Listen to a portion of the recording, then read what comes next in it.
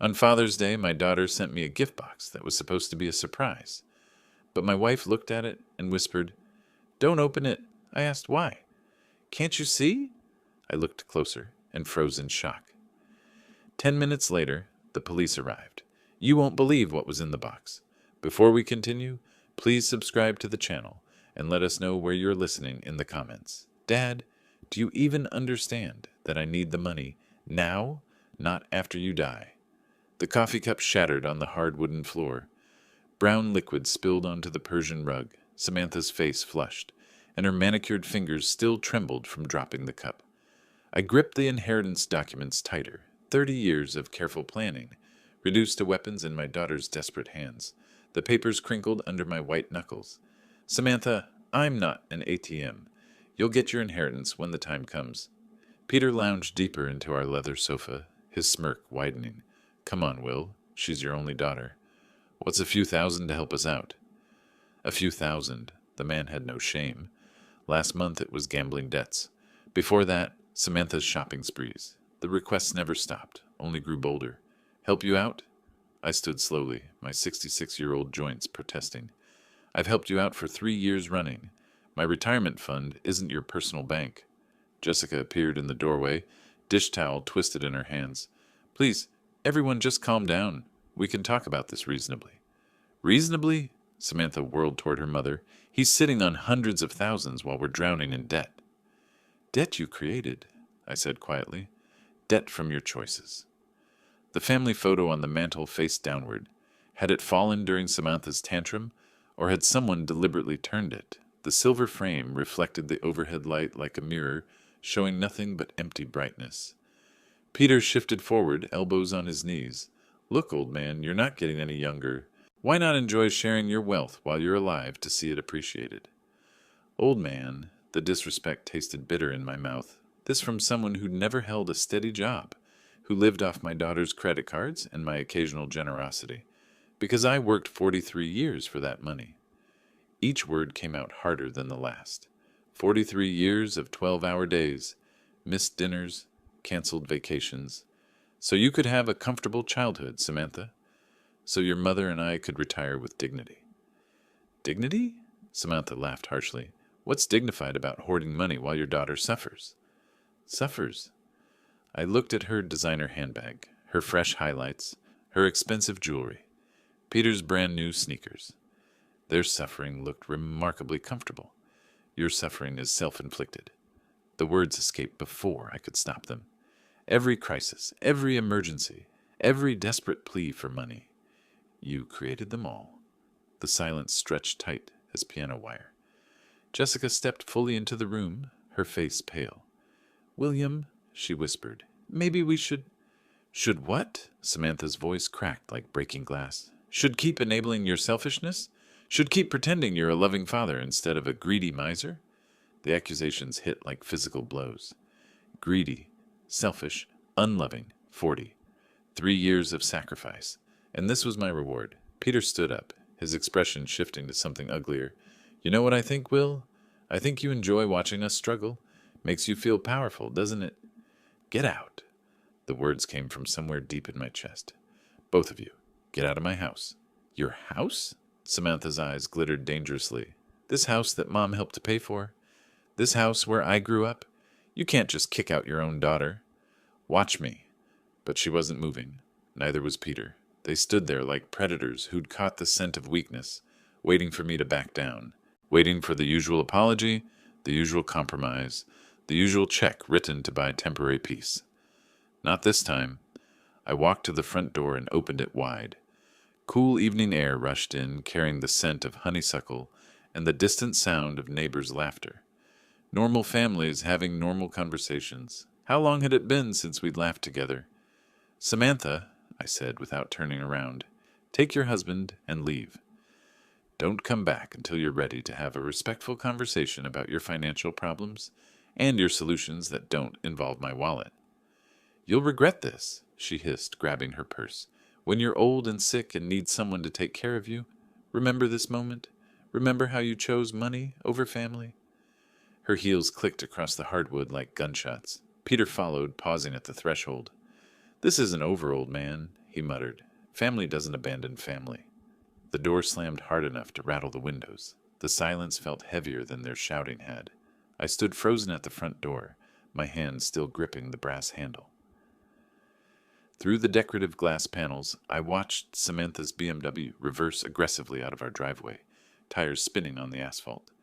Jessica's soft footsteps approached from behind. William? I turned slowly. The living room looked like a battlefield. Coffee stains darkened the Persian rug we'd bought for our 20th anniversary. Inheritance documents lay scattered across the hardwood floor like fallen leaves. The overturned family photo caught the lamplight, its silver frame winking mockingly. 43 years, I whispered, more to myself than to her. What? 43 years I worked. Overtime shifts during her high school years so she could have new clothes, college textbooks, that car for her 16th birthday. My voice caught. The wedding we couldn't afford but paid for anyway. Jessica picked up the scattered papers, her movements careful and deliberate. She's struggling, William. The gambling problem is her choice. The words came out sharper than I intended. Every casino visit, every online bet, every lie about where the money went, her choices. I walked to the mantel and righted the family photo. 5-year-old Samantha smiled back at me, gap-toothed and innocent, sitting on my shoulders at the county fair. When had that joyful child become this manipulative stranger, demanding my life savings? Remember when she wanted that dollhouse for Christmas? I asked, touching the glass. The one from the expensive toy store downtown. I worked double shifts for 2 months to afford it. Jessica's silence was answer enough. We both remembered, just like we remembered the ballet lessons, the summer camps, the brand-name shoes because her friends all had them. Every sacrifice made gladly for our daughter's happiness. And now she throws coffee mugs at me because I won't hand over my retirement fund. She didn't throw it at you, William. She threw it at the floor. The distinction felt meaningless. The violence was the same, whether aimed at me or my possessions, the disrespect identical. I bent down and picked up one of the inheritance documents. The legal language blurred as I read it, but I knew every clause by heart. Years of careful planning, conservative investments, delayed gratification. All so Samantha would be financially secure after we were gone. Peter's influence, Jessica said quietly. He fills her head with these ideas about what we owe her. Peter didn't create her greed. He just gave it permission to show itself. The harsh truth hung between us. Our daughter had become someone we barely recognized, and we'd enabled it by always giving in, always writing the check, always smoothing over her latest crisis with our money. My phone buzzed, a text message from an unknown number, but I recognized the writing style immediately. Dad, I hope you're happy. Kids need winter coats and school supplies, but apparently your precious money is more important than your grandchildren. Don't expect to see them anytime soon. Grandchildren, the ultimate weapon in Samantha's arsenal. Emma and Jake, 8 and 6 years old, innocent casualties in their mother's war for my wallet. She knew exactly where to strike to cause maximum pain. I showed Jessica the message. Her face crumpled. She wouldn't really keep them away from us, would she? But we both knew she would. She'd done it before, during smaller arguments. A week here, 2 weeks there. Whenever we didn't immediately comply with her financial demands, the children used as bargaining chips in her endless quest for money. William, maybe we should reconsider. No. The word came out like a gunshot. No more. I won't be held hostage by threats about the grandchildren. I won't teach Emma and Jake that love can be bought, that family relationships are transactions. Jessica flinched at my vehemence. In 38 years of marriage, she'd rarely seen me this angry. Even during our worst arguments, I'd never spoken with such cold finality, but something had shifted tonight. Some fundamental understanding about my daughter, about our relationship, about the future I'd imagined for our family. The illusion of loving sacrifice had shattered as completely as that coffee mug. My phone buzzed again. 6 days later, I sat on our front porch with the Sunday paper, trying to find normalcy in the Father's Day morning routine. The coffee had grown cold in my mug, but I held on to it anyway, watching neighbors emerge for their weekend activities. The Hendersons were loading their car for what looked like a family outing. The Patels were working in their garden, their laughter carrying across the quiet suburban street. Jessica moved around inside the kitchen, the soft clatter of breakfast dishes drifting through the open window. We'd spent the week in careful conversation, dancing around the Samantha-shaped hole in our family dynamic. Neither of us had heard from her since that night. No calls, no texts, no surprise visits demanding money or reconciliation. The silence felt unnatural. In 3 years of financial crises, Samantha had never gone this long without contact. Usually by day 3, she'd be calling with apologies and smaller requests, testing the waters before launching into her next major plea for money. But this was different. The completeness of the silence felt deliberate, calculated, almost like the calm before a storm. Part of me felt relieved, part of me worried. The rumble of a delivery truck broke through my thoughts. I looked up from the sports section to see a brown UPS vehicle slowing in front of our house. Strange, we weren't expecting anything, and Sunday deliveries were rare unless someone paid extra for weekend service. The driver hopped out, consulted his handheld device, then grabbed a medium-sized box from the back. He approached with the professional efficiency of someone working holiday overtime. "William Carr, that's me." "Happy Father's Day," he said, offering the package and his electronic clipboard. "Someone must think highly of you to pay for Sunday delivery." I signed my name, studying the shipping label as he walked away. No return address visible, just generic shipping information. The box felt surprisingly light for its size, roughly the dimensions of a shoebox, but weighing maybe 2 pounds at most. "Who's that from?" Jessica called from the kitchen doorway, wiping her hands on a dish towel. "No idea." I carried the package inside, setting it on the coffee table where inheritance documents had scattered just 6 days earlier. No return address. She approached, her expression curious but cautious. Jessica had always been more suspicious of unexpected deliveries than I was. Too many years of hearing about package bombs and mail fraud on the evening news. "Maybe it's from the grandchildren," she suggested, but her tone lacked conviction. Emma did ask about Father's Day when we saw them last month, before Samantha had weaponized them against us, before the threats and ultimatums. I pushed those thoughts away. "Could be," I agreed, though something felt off. The timing seemed too convenient, too calculated, and Emma wouldn't have paid for special Sunday delivery. Jessica leaned closer, examining the box with the methodical attention she brought to everything from grocery shopping to crossword puzzles. Her fingers traced the edges of the shipping label. "William," she said slowly, "don't open it." "Why?" She pointed to something I'd missed entirely in my casual handling. "Can't you see the holes? They're for breathing, which means something alive is inside." My stomach dropped. Now that she'd pointed them out, I could see tiny punctures in the cardboard, barely visible unless you knew to look. Small, precise holes that someone had clearly made on purpose. "Breathing holes," I repeated, my voice flat. "Something's alive in there," Jessica confirmed, backing away from the coffee table. "The question is what?" We stood there in our living room, staring at the innocent-looking package, as if it might suddenly sprout legs and run away. The morning sunlight streaming through our windows seemed less warm now, the suburban quiet more ominous. "Who would send us something alive?" Jessica whispered, but even as she asked the question, I felt a cold certainty settling in my chest. The timing, the anonymous sender, the Sunday delivery that ensured we'd be home and unsuspecting. This wasn't a gift. This was something else entirely. From inside the box came the faintest sound, a soft rustling that made us both freeze. The sound stopped as quickly as it had started, leaving us in tense silence. Jessica grabbed my arm, her fingernails digging into my skin through the cotton of my polo shirt. "Did you hear that?" she breathed. I nodded, unable to trust my voice. Whatever was in that box was very much alive, and it was waking up. A soft hissing sound emerged from the cardboard, barely audible but unmistakably real. We both froze, staring at the package as if it might explode at any moment. The sound stopped.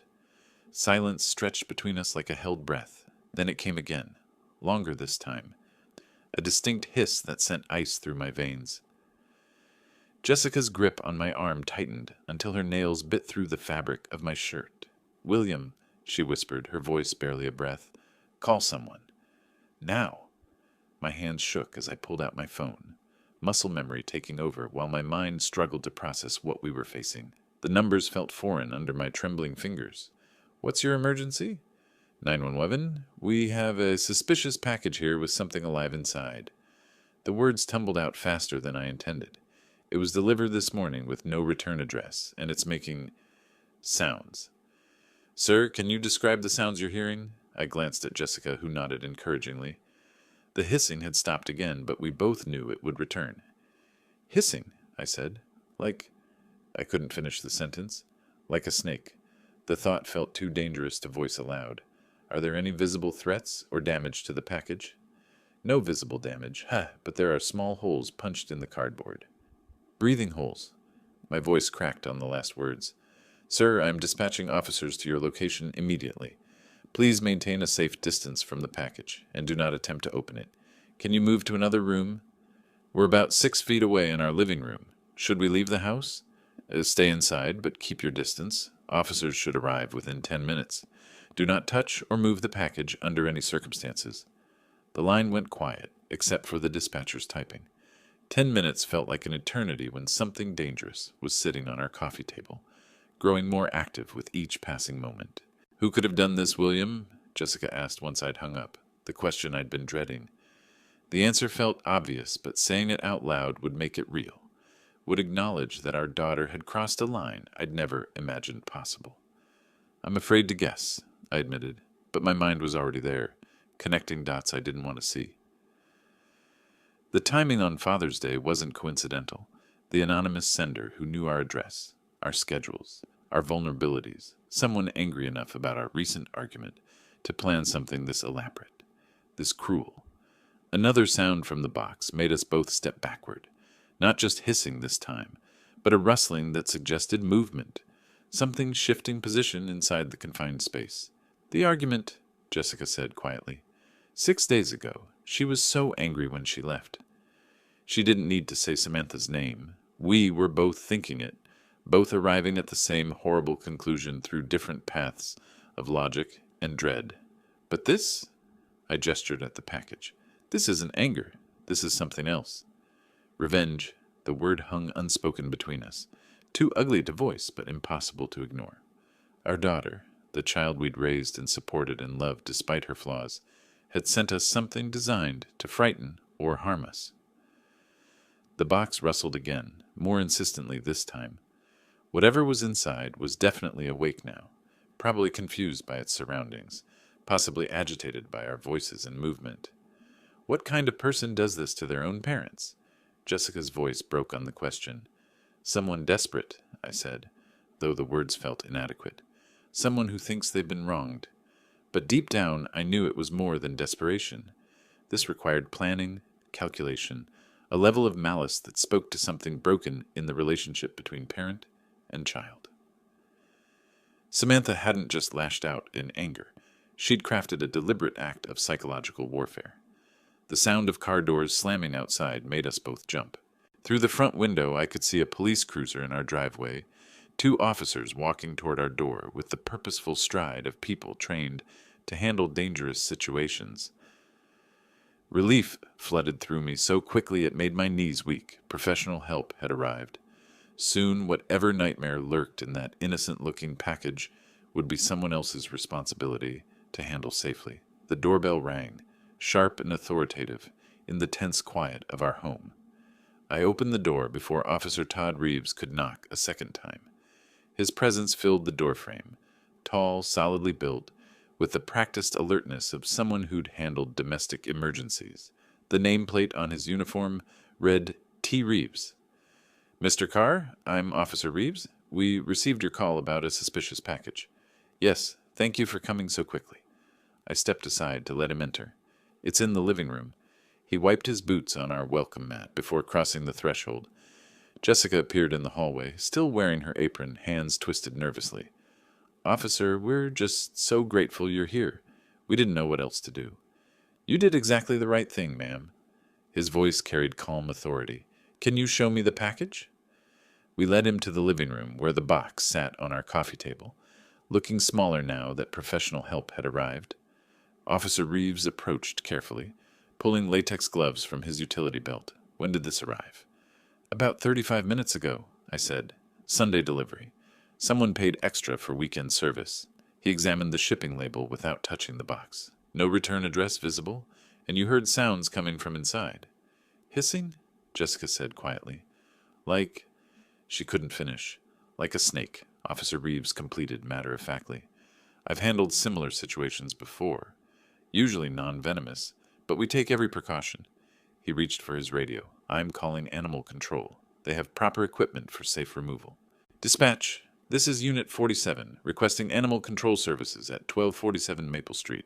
Suspected snake delivery in residential package. The radio crackled back with confirmation. 20 minutes for Animal Control to respond. Officer Reeves turned back to us, shifting from procedural efficiency to investigative curiosity. Do you have any idea who might have sent this? The question I'd been dreading. I felt Jessica's eyes on me, waiting to see how I'd respond. I don't know, I said carefully. Probably just some kids playing pranks. His gaze sharpened slightly. Kids would need access to live animals, shipping materials, knowledge of your address. This required planning and resources. My mouth went dry. He was right. Someone with means and motive had deliberately sent us a snake on Father's Day. Have you had any recent conflicts? Family disagreements? Family disagreements.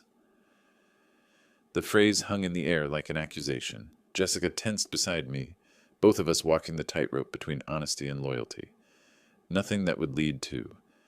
This, I managed. Officer Reeves studied my face, noting the hesitation, but he didn't push. Instead, he pulled out a small notebook. Any unusual charges on your credit cards recently? Pet stores, exotic animal suppliers? The question hit me like a physical blow. Pet stores. The memory crashed over me with terrible clarity. That charge I'd noticed on last month's statement. Samantha used my credit card for emergencies. Reptile Palace, 127 of 50. I'd assumed it was something for the grandchildren. Not a snake. Never a snake. Mr. Carr, are you all right? I forced my expression back to neutral, though my heart hammered against my ribs. I'm fine. Just processing all this. But I wasn't fine. The puzzle pieces were falling into place with horrifying clarity. The timing, the knowledge of our routines, the access to my credit card, the deliberate cruelty of choosing Father's Day. My daughter had sent me a snake. Will you be filing a formal report? Officer Reeves asked. We can investigate the package origin, pursue charges if we identify the sender. I looked at Jessica, saw the same conflict behind her eyes. Part of me wanted justice, but the larger part, the part that had spent 34 years protecting Samantha, despite her flaws, couldn't turn her over to police. No, I said quietly. I don't want to make a mountain out of a molehill. If it's just a prank, filing charges seems excessive. Officer Reeves made a note, though his expression suggested he'd heard this response before. Family loyalty trumping justice, even when family members cross dangerous lines. Another vehicle pulled into our driveway. Through the window, I could see a white van with Animal Control Services painted on the side. That'll be Mike Johnson, Officer Reeves said. Best wildlife specialist in the county. He'll have this resolved safely within the hour. But as I watched the animal control officer grab his equipment, I knew the real situation was just beginning. Mike Johnson from Animal Control worked with the methodical efficiency of someone who'd handled stranger situations than ours. Within 20 minutes, he'd safely extracted a 3-foot corn snake from the shipping box, confirmed it was non-venomous, and loaded it into a secure carrier for transport to a local reptile rescue. Beautiful specimen, he said, securing the carrier in his van. Someone paid good money for this one. Corn snakes make excellent pets when properly cared for. Shame someone used it for whatever this was. Officer Reeves shook hands with both of us before departing. Call if you remember anything else about possible senders, Mr. Carr. Even pranks like this can escalate if left unchecked. I nodded, maintaining the facade of cooperation while my mind churned with darker possibilities.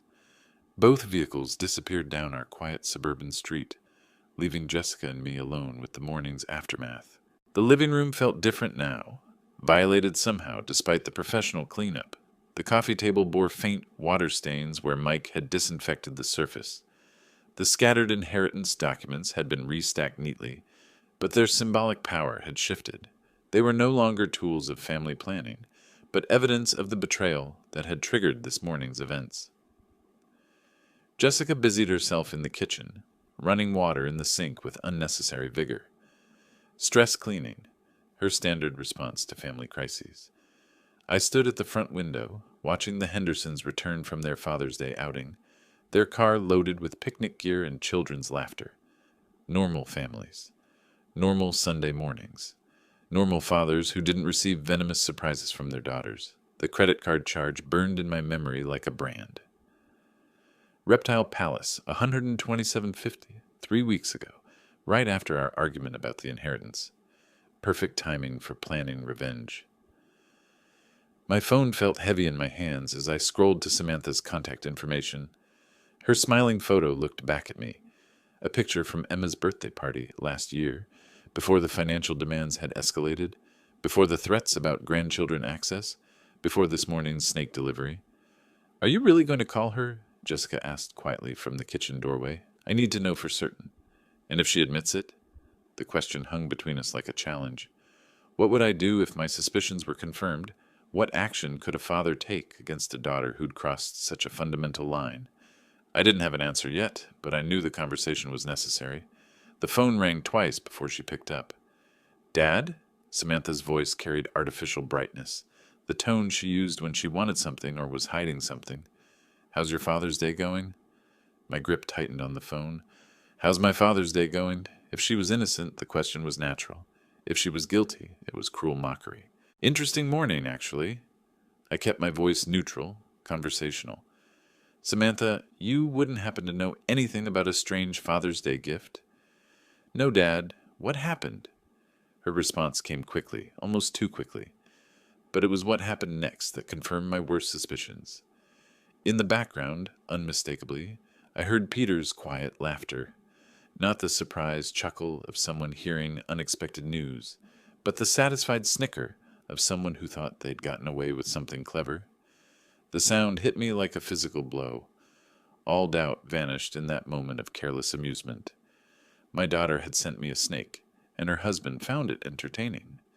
"Just some confusion with the delivery," I said, fighting to keep my voice steady. "Nothing important. I should let you go." "Are you sure everything's okay? You sound strange." Strange. I was discovering that my only daughter had tried to terrorize me with a live reptile, and she thought I sounded strange. "Everything's fine, Samantha. Enjoy your Sunday." I ended the call before she could respond, before my carefully maintained composure could crack completely. The phone trembled in my hands as the full weight of betrayal settled over me. Jessica appeared at my side, reading my face with the intuition of 38 years of marriage. "You heard something?" Peter laughed. The words came out flat, emotionless. In the background. When she asked what happened, he laughed like it was the funniest joke he'd ever heard. Her hand found my arm, a steadying presence in the shifting landscape of our family dynamics. "What are you going to do?" I looked down at the phone, then toward my home office where the computer held access to bank accounts, credit cards, and all the financial tools that had kept Samantha afloat for 3 years running. "I'm going to teach my daughter about consequences." 7 o'clock found me sitting in my home office, door closed, computer humming quietly in the evening stillness. I'd spent the afternoon in careful thought, walking through our neighborhood, reviewing 30 years of financial decisions that had brought us to this moment. The anger had settled into something colder, more purposeful. My desk held the accumulated evidence of a father's generosity. Bank statements showing monthly transfers to cover Samantha's rent. Credit card bills I'd paid without question. Insurance premiums, car payments, emergency loans that were never repaid. 3 decades of enabling disguised as love. The leather portfolio beside my keyboard contained documents I'd reviewed dozens of times. Copies of checks written for her wedding, receipts from the car I'd sold to pay her gambling debts, bank transfers labeled emergency assistance that had become monthly obligations. Each piece of paper told the same story of a daughter who had learned to see her father as an endless source of money rather than guidance. The computer screen glowed as I navigated to our online banking portal. My fingers moved steadily across the keyboard, typing the familiar passwords I'd never shared with Samantha, though she'd managed to access plenty without them. First, the credit card account, the same one that showed the Reptile Palace charge from 3 weeks ago. Samantha appeared as an authorized user, a status I'd granted her during college for emergencies.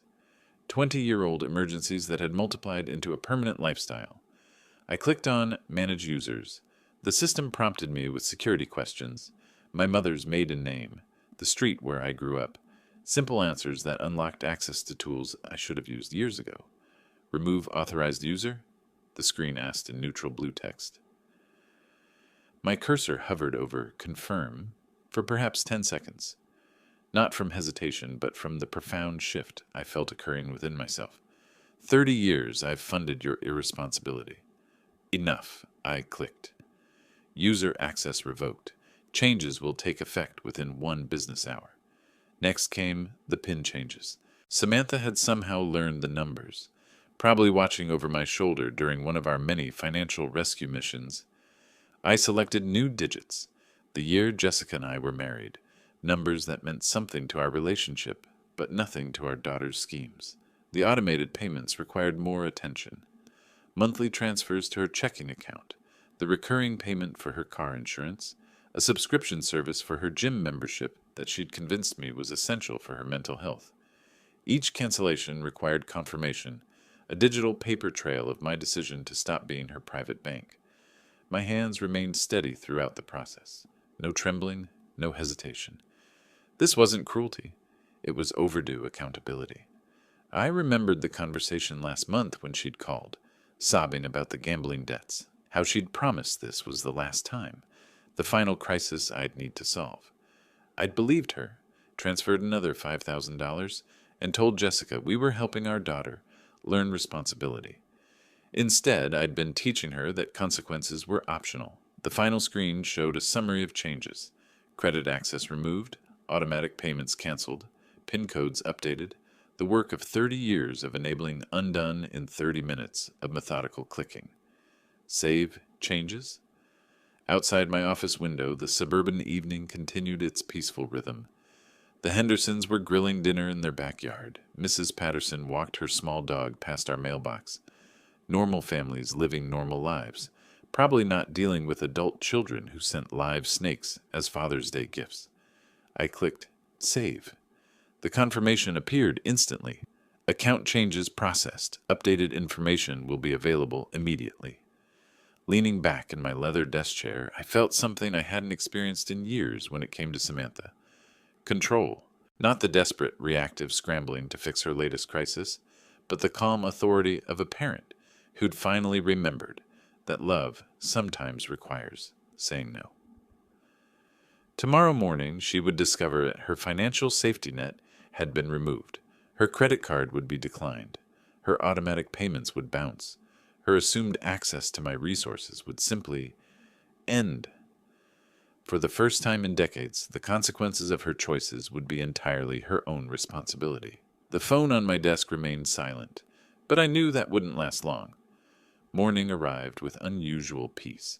I sat at our kitchen table with coffee and the newspaper, watching sunlight filter through Jessica's herb garden on the windowsill. For the first time in years, I felt no anxiety about potential financial emergencies, no dread of manipulative phone calls. Jessica moved quietly around the kitchen, refilling my coffee cup with the comfortable efficiency of 38 years of shared mornings. She'd asked no questions about my evening in the office, but her slight smile suggested she understood perfectly what I'd accomplished. The phone rang at 8:15. Samantha's name appeared on the caller ID, exactly as expected. I let it ring twice more before answering, using those extra seconds to center myself. "Good morning, Samantha." "Dad, what have you done? My card isn't working." Her voice hit me like a physical assault, shrill with panic. I tried to buy groceries and it was declined. The automatic payment for my car insurance bounced. What is happening? I took a sip of coffee before responding. "Samantha, I know you sent me that Father's Day gift." The silence stretched for several heartbeats. When she spoke again, her voice had shifted from panic to defensive fury. "You've lost your mind. How could you set me up like this?" Set her up. Not, "What are you talking about?" or "What Father's Day gift?" The woman who had sent me a snake was now accusing me of setting traps. Her reaction told me everything I needed to know. I didn't do anything, I said calmly. I simply stopped paying for your irresponsibility. This is insane. You can't just cut me off without warning. I have bills, obligations, responsibilities. Responsibilities. I let the word hang between us, like the responsibility to treat your parents with basic respect, like the responsibility to handle your own finances instead of depending on mine. Jessica had stopped her morning routine to watch my face, reading my expressions for signs of stress, but I felt remarkably calm, almost detached from Samantha's hysteria. Dad, please, you don't understand. Peter and I are struggling right now. The apartment rent is due, and my car payment, your car payment that I've been making for 2 years, your apartment rent that comes out of my account every month. Perhaps it's time you understood what actual financial responsibility looks like. Fine. You want to play games? Her voice rose to a pitch that would have concerned me yesterday. Don't expect to see your grandchildren anytime soon. Emma and Jake won't even remember you by the time. Samantha. I cut her off with quiet firmness. Those threats stopped working yesterday morning. The phone went silent except for her rapid breathing. I could almost hear her recalibrating, searching for the manipulation tactic that had always worked before. I can't believe you're doing this to me, she whispered, switching to the victim voice that had opened my wallet countless times. I'm your daughter. I'm struggling. And instead of helping me, you're punishing me for something I didn't even do. Something she didn't even do. Still no direct denial, no confusion about what gift I'd referenced. Just the blanket deflection of someone who knew exactly what she'd done and was angry about facing consequences. Your struggle is not my responsibility, I said. Your choices created your situation. Your choices sent that package. Your choices will determine what happens next. You're being ridiculous. One little prank and you completely lose your mind. One little prank, there it was. Not quite a confession, but close enough to confirm what her panicked overreaction had already revealed. She'd sent me a live snake as a little prank, and now expected me to continue funding her lifestyle. A prank involving a dangerous animal isn't little, Samantha. And a father cutting off financial support after 30 years of enabling isn't losing his mind. It's finally finding it. Her voice turned arctic. This isn't over, old man. You think you can control me by controlling money? We'll see about that. The line went dead. I set the phone down gently and looked at Jessica, who had watched the entire conversation with growing admiration. The morning sunlight still streamed through her herbs. The coffee still tasted perfect. She's coming here, Jessica said quietly. I nodded. Probably with Peter. They'll want to continue this conversation in person. Are you ready for that? I thought about the question seriously.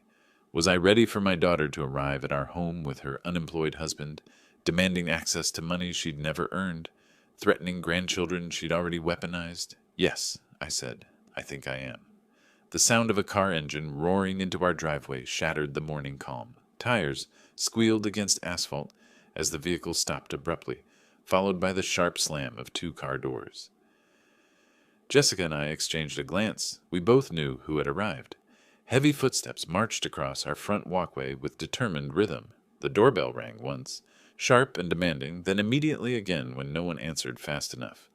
I stood slowly, feeling remarkably calm despite the approaching storm. Stay here, I told Jessica quietly. No. Her voice carried unexpected strength.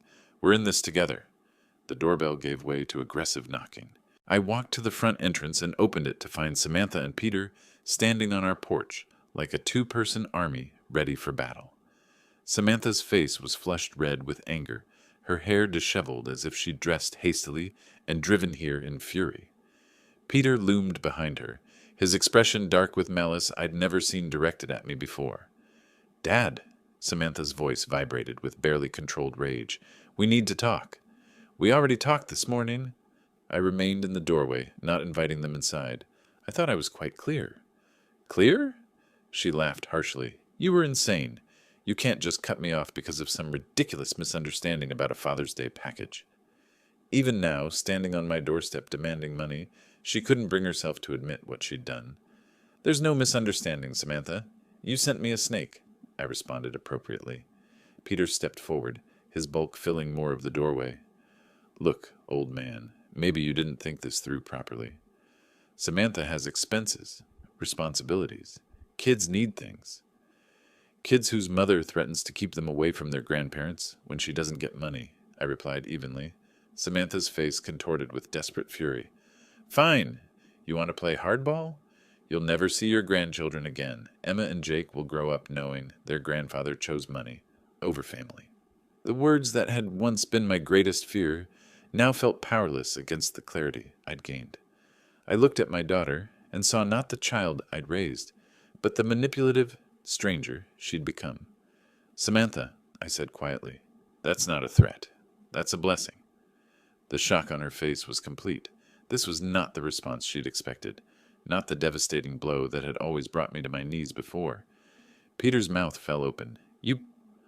What? Samantha stammered. If you're the kind of person who uses children as weapons against their grandparents, then perhaps it's better that they're not exposed to that kind of manipulation while they're young. Peter's expression shifted to something darker. He stepped forward, close enough that I could smell the anger radiating from him. We know where you live, old man, he said, his voice low and menacing. We know your routines, your schedule. You might want to reconsider your position. I felt Jessica tense behind me, but I remained perfectly still. Are you threatening me, Peter? I'm just saying that family relationships work both ways. You want to cut us off? Fine. But don't expect us to just disappear quietly. Actually, I said, that's exactly what I expect. And if you choose not to disappear quietly, that becomes a matter for the police rather than family negotiation. Samantha grabbed Peter's arm, perhaps sensing he was pushing into territory that could have legal consequences. But her touch didn't calm him. It seemed to fuel his aggression. You think you're so smart, Peter continued. You think cutting off our money makes you powerful? There are other ways to get what we need. I'm sure there are, I agreed. Like getting jobs, for instance. Novel concept, but people have been supporting themselves through employment for centuries. This isn't over, Samantha hissed, her desperation transforming into pure venom. You'll regret treating us like this. Family doesn't abandon family, and there will be consequences. There already are consequences, I said. You're living them right now. They stared at me for a long moment, perhaps finally understanding that no amount of threats, guilt, or manipulation was going to restore their access to my resources. The man who had spent 30 years being their personal bank had simply closed. Without another word, Samantha spun on her heel and stalked back to their car. Peter followed, but not before giving me one last menacing look. I watched them drive away, their car engine revving unnecessarily loud. Only when their taillights disappeared did I close the front door and turn to Jessica. Her face was pale, but her eyes held something I hadn't seen in years. Pride. We're going to need legal advice, I said. Evening brought the quiet normalcy that had become precious in our house. Jessica and I sat at our kitchen table after dinner, the domestic routine providing comfort after the morning's chaos. She sipped chamomile tea while I nursed my second cup of coffee, both of us processing the day's events. The kitchen had always been our sanctuary for serious conversations. It was here we'd discussed buying the house, planned for retirement, talked through concerns about Samantha's early struggles with money. Now it served as the place where we contemplated the complete breakdown of our family relationship. I keep thinking about when she was 8, Jessica said quietly. Remember the Mother's Day breakfast she made? Burned toast and orange juice with too much pulp, but she was so proud. I did remember Samantha in her pink pajamas, standing on a kitchen stool to reach the counter, determined to surprise us with breakfast in bed. The memory felt like it belonged to someone else's family now. She used to draw us pictures, I said, stick figures of our family holding hands. I kept them in my office desk drawer for years. I still have some in that memory box upstairs. Jessica's voice carried maternal grief. William, she's still our daughter, despite everything that's happened today. The words I'd been expecting all day. Jessica's instinct to heal, to find middle ground, to somehow restore what had been broken. It was one of the qualities I'd fallen in love with, this unwavering belief that families could overcome anything. Jess, I said gently, she crossed a line. I have one more step to take. Her teacup paused halfway to her lips. What kind of step? I looked at my wife's face, seeing the concern there, the hope that whatever I was planning might somehow bring our daughter back instead of pushing her further away. How could I explain that bringing her back was no longer the goal? Something permanent, I said. Something that ensures this morning's scene never happens again. You're talking about changing the will. It wasn't a question. Jessica knew me well enough to follow my thought process, to understand that legal protection was the only solution left. Among other things, yes. She was quiet for a long moment, wrestling with the implications. Changing our estate planning would be more than a financial decision. It would be a formal acknowledgement that our daughter was no longer trustworthy. The grandchildren, she said finally, Emma and Jake, will be better off not learning that love can be purchased with money. I reached across the table and took her hand. Jessica, what she did today wasn't desperation. It was calculated cruelty. The snake, the threats, the manipulation, that's who she's chosen to become. But if we cut her out completely, we protect ourselves from future abuse. We protect our marriage from constantly managing her crises. We protect our retirement from being slowly drained away by someone who sees us as a resource rather than parents. Jessica squeezed my hand, her thumb tracing across my knuckles, in the gesture that had comforted me through decades of smaller challenges. This wasn't a smaller challenge, though. This was the end of something fundamental. Will it stop her? She asked. If you change everything legally, will she finally leave us alone? It will remove her incentive for contact. No access to money, no inheritance to protect, no leverage to maintain. She'll have to find other people to manipulate. The pragmatism of it felt cold but necessary. Samantha would move on to easier targets, people who hadn't yet learned to recognize her patterns. I hate that it's come to this, Jessica whispered. So do I. But I won't spend our remaining years being held hostage by threats and manipulation. I won't let her destroy what we've built together. Outside our kitchen window, the suburban evening continued its peaceful rhythm. The Hendersons were walking their dog. Mrs. Patterson was watering her garden. Normal people living normal lives. When will you do it? Jessica asked. Tomorrow morning. I'll call Margaret Summers first thing. She's handled our legal work for 15 years. She'll know exactly what needs to be done to make it ironclad. Jessica nodded slowly, accepting the inevitable even as it broke her heart. And if Samantha finds out? She will eventually, but by then the legal protections will be in place. Her anger won't be able to touch us anymore. I stood up from the table, carrying our empty cups to the sink. Behind me, I heard Jessica's quiet sigh. Not disagreement, but grief for the daughter we'd lost. Tomorrow, I would take that final step. Tonight, I would hold my wife and let her mourn the family we'd thought we were. Margaret Summers' law office occupied the third floor of a granite building downtown, its walls lined with legal volumes that spoke of 15 years protecting families like ours. I sat across from her mahogany desk with a manila folder of documents, feeling calmer than I had in weeks. William, she said, removing her reading glasses, when you called this morning, you mentioned needing comprehensive legal protection. Tell me what's been happening. Margaret had handled our wills, property transfers, and Jessica's mother's estate.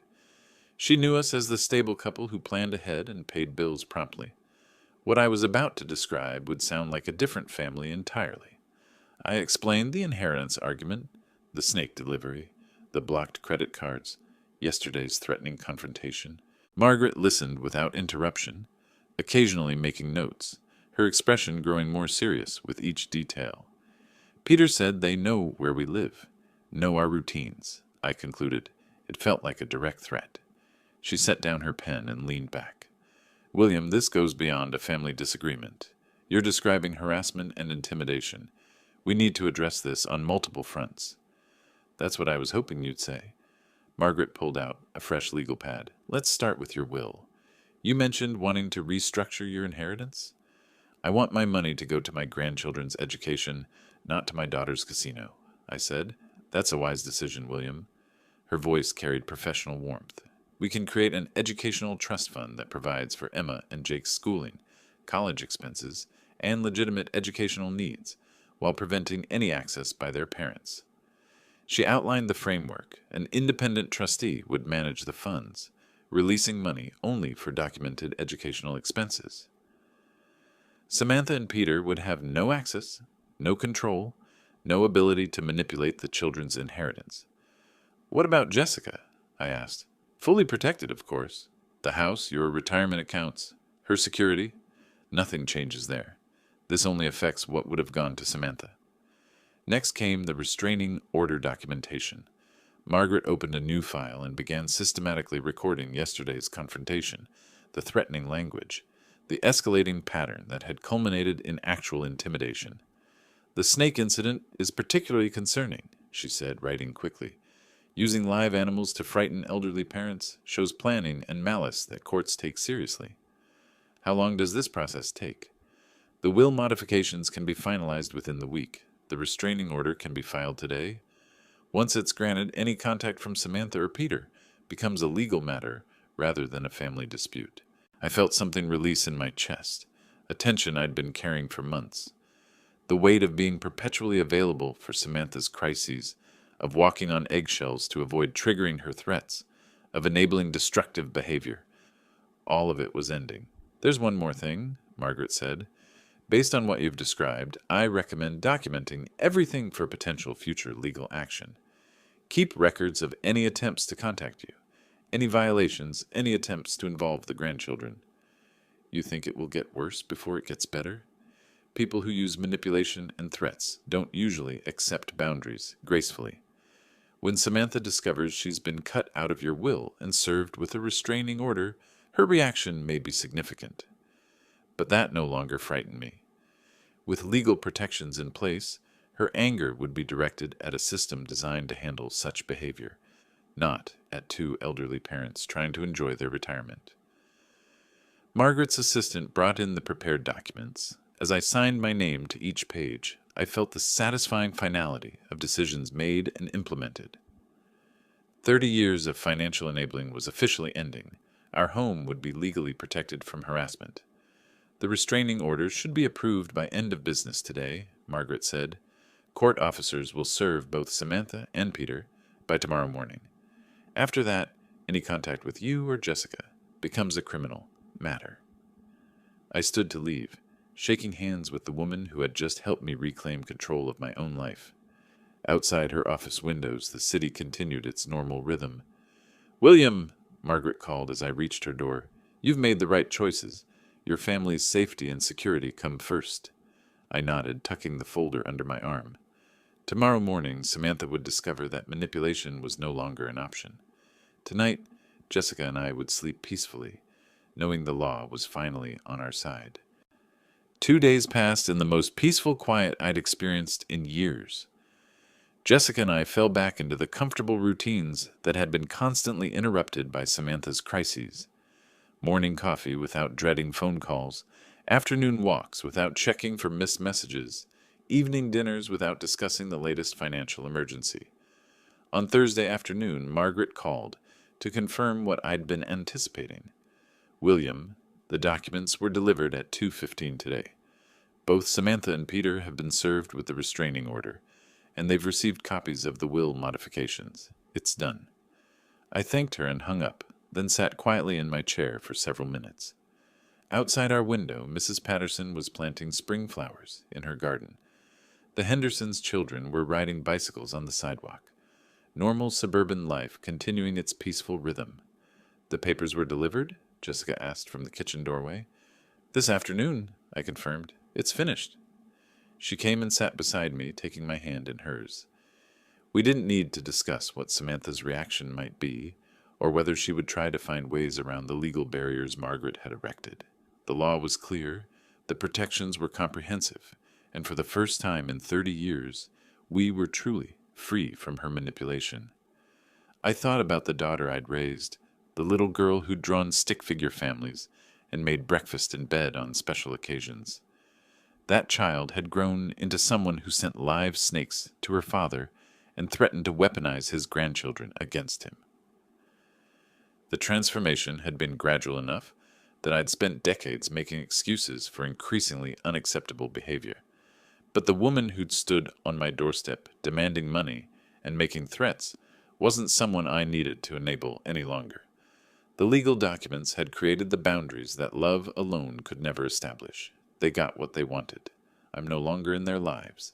The irony wasn't lost on me. Samantha had spent years threatening to cut off my access to Emma and Jake whenever I didn't comply with her financial demands. Now, through her own escalating behavior, she'd ensured that separation permanently, while simultaneously losing any claim to the inheritance she'd been so desperate to control. Emma and Jake would be provided for through their educational trust fund, managed by professionals who couldn't be manipulated or threatened. Their college expenses, tutoring, books, legitimate educational needs, all secured without giving their parents access to resources they'd proven incapable of managing responsibly. Jessica squeezed my hand. Do you think she understands what she's lost?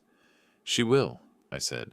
The restraining order means any attempt to contact us becomes a criminal matter.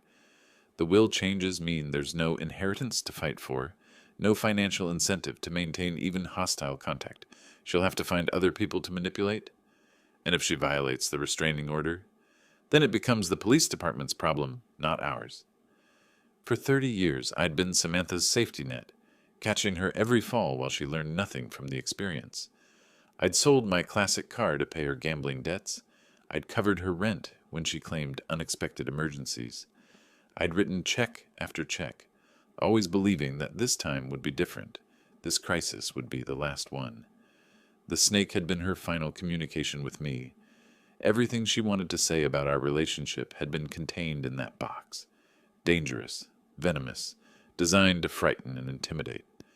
But instead of driving me back into compliance, it had driven me to Margaret's office and the legal protections I should have sought years earlier.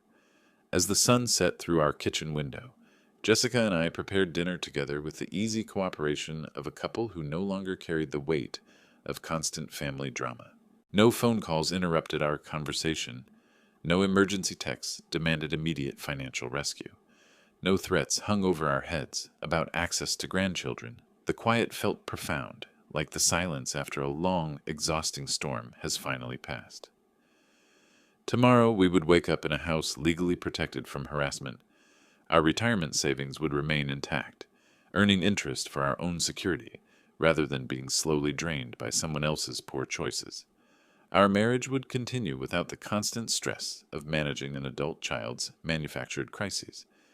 I had reclaimed my role as a father who loved his daughter enough to refuse to enable her destruction of herself and others. Legal boundaries had replaced emotional manipulation.